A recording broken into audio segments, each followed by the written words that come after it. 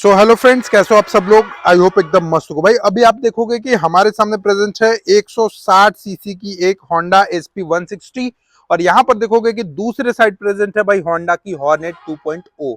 और आज की इस वीडियो में ना दोनों ही बाइकों का कंपैरिजन करते हैं, बताते हैं कि कौन सा बाइक आपके लिए वैल्यू फॉर मनी है, कितने प्राइस का रहा है, कौन कौन से फीचर्स मिलते हैं जो SP 160 में है बट Hornet में नहीं है, और कौन से ऐसे फीचर्स हैं जो Hornet में है बट SP 160 में नहीं है। यानी अगर आप भी कंफ्यूजन में हो ये दोनों बाइकों में कि कौन सा बाइक मैं परचेज करूं 2024-25 में, तो आप ये वीडियो को कंप्लीट देख लीजिएगा, क्योंकि इस वीडियोस में मैं हर वो चीज बताऊंगा जिसे जानकर आपको बड़ा अच्छा लगेगा, हर वो चीज यूनिक बताऊंगा जो एक बाइकों में है और दूसरे बाइकों में नहीं है। So let's start the video. इससे पहले अगर आप लोगों ने हमारे चैनल को सब्सक्राइब नहीं करा है तो सब्सक्राइब करके बेल आइकन को दबा लो, और वीडियो पसंद आएगा तो अपने दोस्तों में ज्यादा से ज्यादा वीडियो को शेयर करना। चलिए सबसे पहले हम लोग करते हैं फ्रंट में। फ्रंट सेक्शन देखते हैं, दोनों का वाइजर सेक्शन कैसा है, देखने में थोड़ा सा स्पॉटी किसका लग रहा है। तो भैया अगर मैं आपको इस साइड से दिखा दूं तो यहाँ पर आप देखोगे, सबसे पहले हम लोग बात कर लेते हैं Hornet 2.0 की। तो ये देखो कुछ इस तरीके का आपको यहाँ पे Hornet 2.0 का हेडलाइट सेक्शन देखने को मिलेगा। ये देख रहे हो, थोड़ा सा आपको एक स्पॉटी लुक फील दे रहा है, थोड़ा सा साइज भी है ना, वो भी बहुत ज्यादा प्रीमियम लग रहा है देखने को। और टर्न इंडिकेटर्स देखोगे ये आपको काफी ज्यादा मॉडिफाई लग रहे हैं, एलईडी के सेटअप में मिलते हैं। और मैं आपको बता दूं कि दोनों ही बाइक जो देख रहे हो इसके हेडलाइट सेक्शन जो है वो दोनों ही एलईडी सेक्शन में आपको देखने को मिलते हैं। यानी हेडलाइट की बात करें तो हेडलाइट एलईडी सेक्शन मिलता है, बट डिजाइन की बात करें तो पर्सनली मुझे थोड़ा सा Hornet ज्यादा अच्छा लग रहा है इन कंपेरिजन टू SP 160, क्योंकि SP 160 का थोड़ा सा आप देखोगे तो ब्रॉडर लुक मिलता है, और यहाँ पर ना इसका जो टर्न इंडिकेटर्स है वो नॉर्मल आपको बल्ब का मिलता है, बट वहीं पे Hornet में LED turn indicators with LED headlight के साथ मिलता है। इसके साथ साथ बात कर लेते हैं हम लोग इसके सस्पेंशन की तरफ। तो यहाँ पर आप खुद व खुद देख लो ना, यहाँ पर देखोगे Hornet में यूएसडी टाइप का अप साउथ डाउन टाइप का सस्पेंशन लगा हुआ है, जबकि SP 160 में बात करें तो यहाँ पे टेलीस्कोपिक टाइप का सस्पेंशन लगा हुआ है। अब भैया टेलीस्कोपिक टाइप का सस्पेंशन और यूएसडी टाइप का सस्पेंशन में आपको भली बात ही पता होगा कि सबसे बेस्ट जो होता है वो यूएसडी टाइप का ही सस्पेंशन होता है। तो सस्पेंशन के मामले में भी अगर बेस्ट देखें तो Honda का Hornet ही आगे रहता है। अब इसके साथ साथ आगे तो भाई सब चीज में Hornet ही रहेगा, बट प्राइस में कौन सा आगे है, प्राइस में कितना का डिफरेंस पड़ रहा है वो भी मैं अभी आपको आगे बताऊंगा कि दोनों के प्राइसों में कितना का डिफरेंस पड़ रहा है। कोई ज्यादा डिफरेंस तो नहीं है या फिर बहुत कम डिफरेंस है, अभी मैं आपको आगे बताने वाला हूं। अब हम लोग बात करते हैं सेफ्टी की तरफ। तो दोनों ही बाइकों में अच्छा सेफ्टी है, दोनों ही बाइकों में आप देखोगे तो सिंगल चैनल ABS मिलता है। तो कहीं ना कहीं ब्रेकिंग की जो बात है उसका टेंशन नहीं लेना है आपको, क्योंकि Hornet में भी आपको सिंगल चैनल ABS मिलता है, और SP 160 में भी आप देखोगे तो सिंगल चैनल ABS ही देखने को मिलता है। अब बात करते हैं इसके फ्रंट की टायर सेक्शन की तरफ Honda Hornet की। तो Hornet में यहाँ पे इसका जो टायर सेक्शन देखोगे ये आपको मिलता है 110/70 R17 के साथ मिलता है। यानी फ्रंट में जो MRF का टायर इन्होंने लगाया है इसका जो चौड़ाई देखोगे 110 mm का चौड़ाई मिलता है, और वहीं पे Honda SP 160 की अगर मैं बात करूं तो यहाँ पे इसका जो चौड़ाई देखोगे ये आपको 80/100 R17 के साथ मिलता है। ये कहीं ना कहीं Hornet जो है वो 110 mm का चौड़ाई मिलता है, और Hornet अगर आप Honda में देखोगे तो यहाँ पर आपको 80 mm का चौड़ाई मिलता है। तो टायर आप तो देखने में भी पता चल रहा होगा ना, ये देखो इस एंगल से अगर आप देखोगे तो टायर पता चल रहा होगा कि Honda का जो Hornet है, Hornet का टायर थोड़ा सा ज्यादा चौड़ा देखने को मिलता है। इसके साथ साथ ABS भी दे दिया है इन्होंने।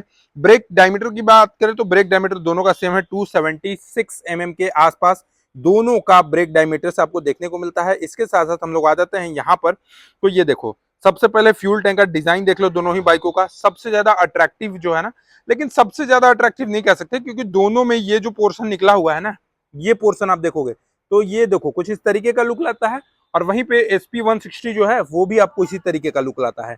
तो ओवरऑल फ्यूल टैंक के डिजाइन में देखो कोई ज्यादा कोई खास डिफरेंस है नहीं, बट हाँ स्टिकरिंग ज्यादा हुआ है Hornet में। Hornet 2.0 का स्टिकरिंग हुआ है, Honda का बैजिंग है, बट SP 160 के पास कोई भी आपको स्टिकरिंग उस टाइप का खास नहीं दिखेगा। ये जो थोड़ा सा आपको डिजाइन दे देता है वही आपको काफी देखने को मिलता है। फ्यूल टैंक की कैपेसिटी की बात कर ले तो दोनों ही का फ्यूल टैंक आपको सेम मिलता है, 12 लीटर का फ्यूल टैंक का कैपेसिटी मिलेगा।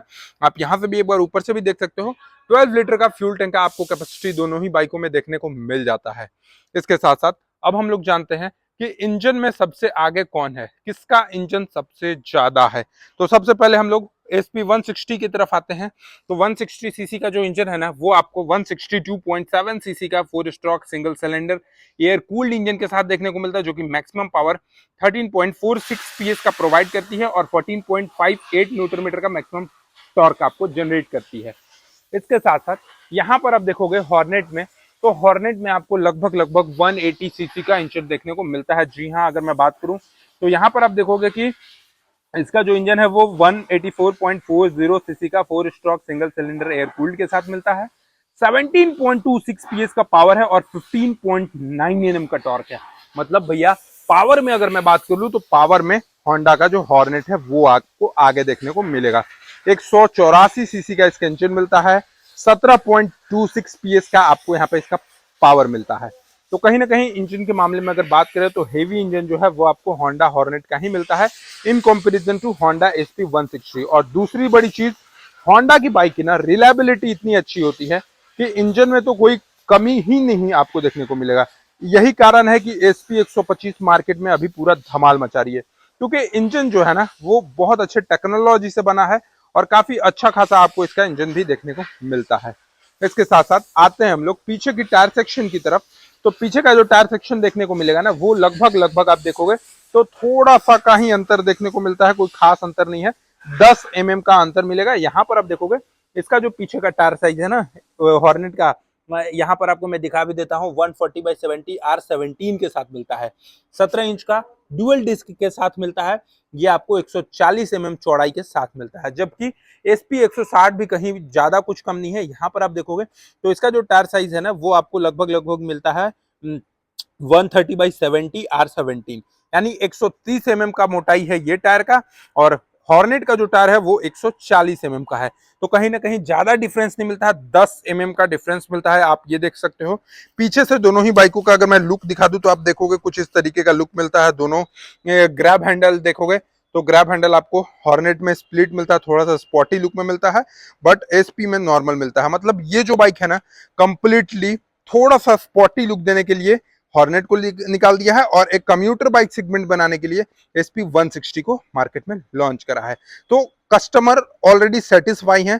जिनको फैमिली पर्पस के लिए बाइक लेना है उनके लिए एसपी 160 बेस्ट है।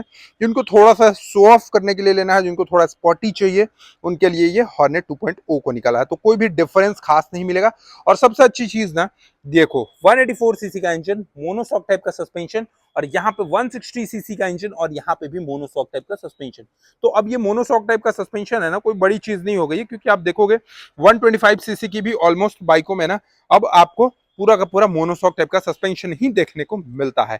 इसके साथ साथ सीट की अगर मैं बात कर लूं तो यहाँ पर आप देखोगे इसमें ना आपको हॉर्नेट में स्प्लिट सीट मिलता है और एसपी 160 में देखोगे तो आपको सिंगल सीट देखने को मिलता है।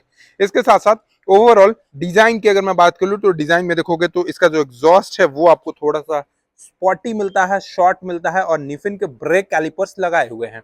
इसके साथ साथ यहाँ पर मैं आपको दिखा दूं तो इसमें आपको यहाँ पर भी आप निफिन के ही ब्रेक कैलिपर्स आप यहाँ पे देखोगे तो निफिन के ही ब्रेक कैलिपर्स मिलेंगे और एग्जॉस्ट इसका थोड़ा सा बड़ा मिलता है जैसा अपना एसपी 125 सीसी में देखने को मिलता था। ठीक है, अब सारी चीजें हो गई। अब आइए हम लोग जानते हैं इसका मीटर कंसोल। दोनों का ही मीटर कंसोल कैसा है, तो देखिए दोनों का मीटर कंसोल में कोई बड़ा डिफरेंस नहीं मिल रहा है। दोनों ही डिजिटल मीटर कंसोल के साथ आपको देखने को मिलता है। अभी मैं आपको यहाँ पे दिखा देता हूँ। सबसे पहले एसपी 160 का मीटर कंसोल दिखाऊं तो ये देखो ऑन करते के साथ आपको इतनी सारी चीजें आपको यहीं पे मिलेंगी। इसमें गियर शिफ्ट मिलता है, आपको यहाँ पे गियर शिफ्ट शो करता है, आरपीएम लिमिट शो करता है, speedometer, time, side stand, total odometer, kilometre कितना चला है, ये सारी चीजें आपको यहाँ पे शो करेगा। इसके साथ साथ बटन्स की मैं बात कर लूँ तो यहाँ पर आपको हाई बीम, लो बीम मिलता है, पास लाइट का ऑप्शन आपको यहाँ पे देखने को मिलेगा। इसके साथ साथ turn indicator, horn. Right side में अगर देखोगे तो इंजन किल स्विच मिलता है और यहाँ पे सेल्फ का ऑप्शन मिलता है और यहाँ पे हजार्ड लाइट का ऑप्शन देखने को मिलता है। तो कुछ इस तरीके का आपको यहाँ पे इसका मीटर कंसोल देखने को मिलता है। आपने देख लिया, अब आप बताओ इसका मीटर कंसोल आपको कैसा लगा, इसका ओवरऑल लुक आपको कैसा लगा हॉर्नेट के सामने। ठीक है, अब आइए चलते हैं हम लोग हॉर्नेट का देखते हैं। तो हॉर्नेट का भी मीटर कंसोल देखोगे तो आपको डिजिटल ही मिलता है, बट इसका जो की है ना वो इसके फ्यूल टैंक पे अटैच्ड है। तो यहाँ पे ऑन करने के बाद कुछ इस तरीके से आपको यहाँ पे दिखेगा, जिसमें आप देखोगे तो आरपीएम लिमिट शो करेगा, गियर शिफ्ट शो करता है, स्पीडोमीटर, ऑडोमीटर, ट्रिप मीटर और एक आपको टाइमिंग भी शो करता है। तो सेम टू सेम वही है, बस इसका मीटर कंसोल थोड़ा सा आपको बड़ा देखने को मिलता है और इसका मीटर कंसोल आपको थोड़ा सा वाइडर इन रेंज देखने को मिलता है। साथ ही साथ बटन्स भी आपको लगभग सेम मिलेंगे, high beam, low beam, turn, ये पास लाइट का, टर्न इंडिकेटर, हॉर्न का। ठीक है, राइट साइड में अगर देखोगे तो इंजन स्टार्ट स्टॉप इसमें भी, हजार्ड इसमें भी और ये सेल्फ इसमें भी, यानी बटन्स और मीटर कंसोल जो है ना वो दोनों ही बाइकों के लगभग सेम बनाए गए हैं, बस डिफरेंस थोड़ा सा है कि ये थोड़ा सा चौड़ा लगता है, बड़ा लगता है, और ये थोड़ा सा ये इस शेप में लगता है, ठीक है। बाकी सारे फीचर्स जो हैं ऑलमोस्ट वही सारे फीचर्स हैं, कोई भी फीचर्स का उतना बड़ा डिफरेंस आपको देखने को नहीं मिलेगा। अब हम लोग बात करते हैं ओवरऑल डायमेंशंस की, कि लेंथ कितना है, हाइट कितना है। तो हाइट में अगर आप देखोगे सबसे पहले तो आपको हॉर्नेट 2.0 का हाइट आपको थोड़ा सा कम मिलेगा, 1064 mm का आपको यहाँ पे इसका हाइट देखने को मिलता है। और वहीं बात करते हैं SP 160 की तरफ, तो यहाँ पर आपको 11-13 के आसपास आपको यहाँ पे इसका हाइट मिलता है। ग्राउंड क्लियरेंस की बात कर लेते हैं तो लगभग आपको ना हॉर्नेट का ग्राउंड क्लियरेंस थोड़ा सा कम मिलता है, 167 mm के आसपास आपको इसका ग्राउंड क्लियरेंस देखने को मिलेगा यहाँ पर। और वहीं SP 160 में देखोगे तो 177 mm के आसपास आपको ग्राउंड क्लियरेंस मिलेगा। यानी ग्राउंड क्लियरेंस के मामले में अगर बात करें तो SP 160 जो है वो थोड़ा सा आगे है। इसके साथ साथ ओवरऑल कर्व वेट की अगर मैं बात करूं तो कर्व वेट में आपको देखोगे 142 kg का आपको यहाँ पे इसका होंडा हॉर्नेट 2.0 मिलता है, और 139 kg के आसपास आपको होंडा का SP 160 सीसी मिलता है। यानी हॉर्नेट जो है वो आपको लगभग 3 kg ज्यादा है in comparison to SP 160। 3 kg ज्यादा है, तो भाई 3 kg ज्यादा रहने से क्या हुआ, इंजन भी तो आपको 184 सीसी का आपको यहाँ पे इसका इंजन देखने को मिलता है। और ओवरऑल प्राइस की बात करें तो आप प्राइस बड़े ध्यान से सुनिएगा, मैं बता रहा हूँ सभी मॉडल का प्राइस बता रहा हूँ। हॉर्नेट 2.0 जो है ना, इसका जो प्राइस बनता है एक शोरूम 1,40,451 रुपीज के आसपास बनता है, ठीक है। एक बार फिर से सुनना, एबीएस वाले मॉडल का 1,40,451 रुपीज पड़ता है, और रेप्सोल वाला अगर खरीदोगे रेप्सोल एडिशन तो 1,40,000 के आसपास इसका एक शोरूम प्राइस बनता है। और वहीं अगर बात कर लेते हैं यहाँ पे SP 160 की तरफ, तो SP 160 दो मॉडल में है। पहला है सिंगल डिस्क वाला जो मॉडल है 1,19,951 रुपीज का आता है, और ये है अपना ड्यूअल डिस्क। इसमें देखोगे आगे भी डिस्क है, और यहाँ पर आप देखोगे पीछे भी डिस्क आपको यहाँ पे देखने को मिलेगा। तो इसका जो एक शोरूम प्राइस है वो 1,24,351 रुपीज के आसपास आपको देखने को मिलेगा। तो लगभग जो प्राइस का जो डिफरेंस आया ना, अपने पास 16,000 का प्राइस का डिफरेंस आया। अब आपको वो 16,000 में ना 20-25 सीसी आपको इंजन ज्यादा मिलता है, क्योंकि वो 160 सीसी का है और ये 184 सीसी का है। तो लगभग 24 सीसी आपको इंजन ज्यादा देखने को मिलता है। इसके साथ साथ यहाँ पे टर्न इंडिकेटर्स जो है वो आपको इसमें एलईडी मिलते हैं, इसमें बल्ब वाले मिलते हैं। ग्रैब हैंडल आपको थोड़ा सा स्प्लिट मिलता है, उसमें नॉर्मल मिलता है। टायर सेक्शन देखोगे तो टायर सेक्शन इसमें थोड़ा ज्यादा चौड़ा, ज्यादा वाइडर मिलता है इन कंपैरिजन टू SP 160।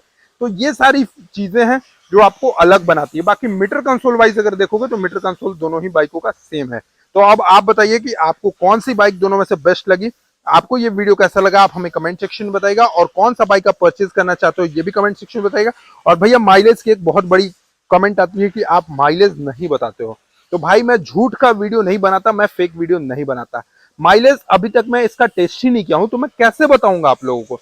हाँ, बट इतना जानते हैं कि SP 160 सीसी 125 सीसी का माइलेज अच्छा खासा देती है इन कंपैरिजन टू होंडा का हॉर्नेट। अब आप लोग बताना, आप लोग के पास है तो कितना माइलेज देता है कमेंट सेक्शन में बता देना, मैं पिन कर दूंगा ताकि बाकी लोगों को भी हेल्प हो जाए। तो चलिए मिलते हैं नेक्स्ट वीडियो के साथ, तब तक के लिए धन्यवाद। जय हिंद, जय भारत, वंदे मातरम।